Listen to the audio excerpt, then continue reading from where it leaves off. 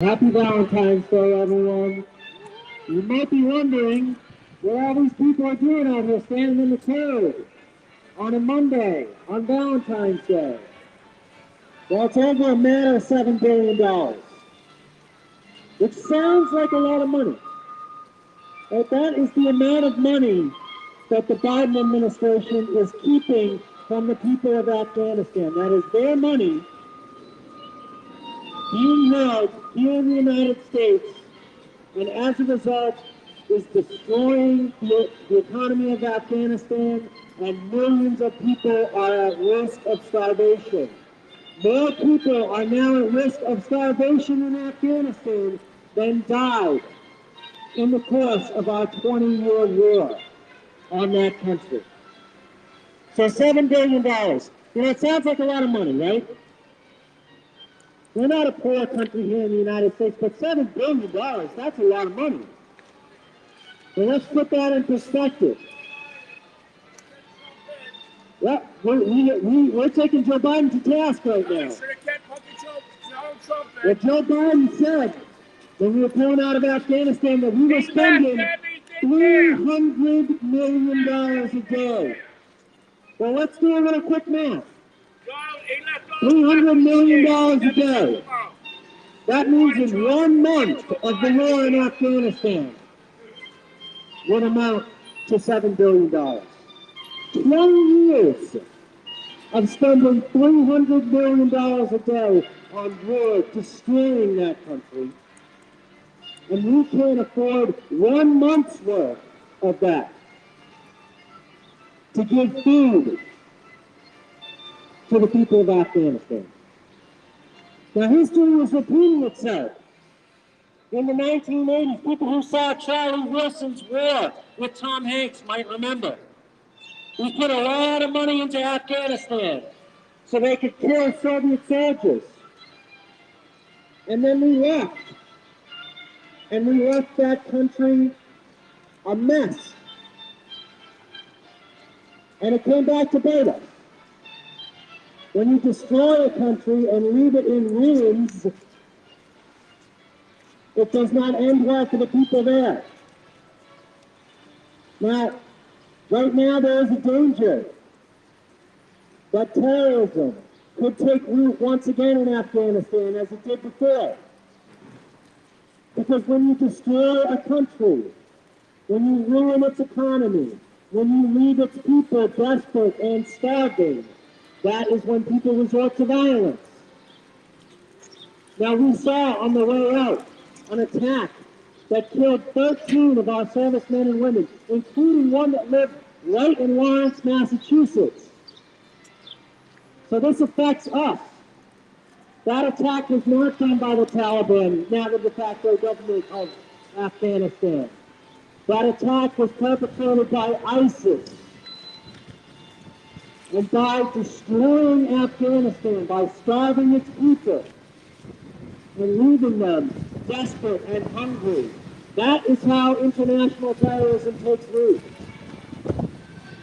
So we're being very cheap right now. As Hayat said before, rightly, we spent $2 trillion on the war in Afghanistan. But we won't give $7 billion to keep the economy of Afghanistan going. That is penny wise and pound foolish. And it will come back to bite us.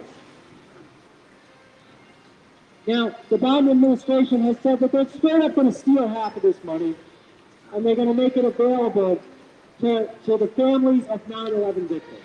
And those folks deserve money. But as I'm sure many of you know,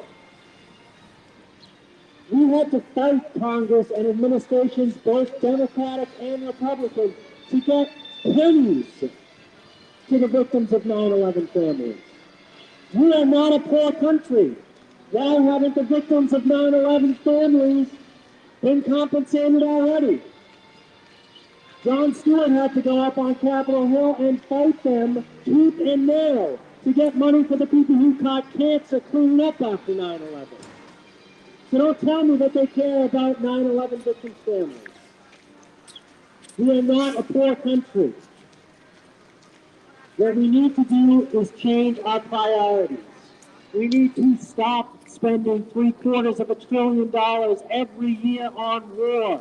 We need to take that money and we need to spend it here. We need to take that money and donate it to the victims of our foreign policy in Afghanistan, in Iraq, in Syria, in Libya, in dozens of countries across the world. We are not a poor country, but we need to stop taking all of your taxpayer money and putting it into the hands of weapons makers. People like Raytheon Technologies, like Boeing, like General Dynamics, like Lockheed Martin. You want to know who won the war in Afghanistan? That's who. The people who got filthy rich off of the suffering of the people of Afghanistan and the suffering of our servicemen and women. So we are here to stand in solidarity with the people of Afghanistan who are suffering right now in this cold winter. Right, we're standing out in the cold for an hour. People in Afghanistan are burning their furniture so they don't freeze to death right now. Puts it in perspective. This famine is not a natural disaster. It's not an act of God.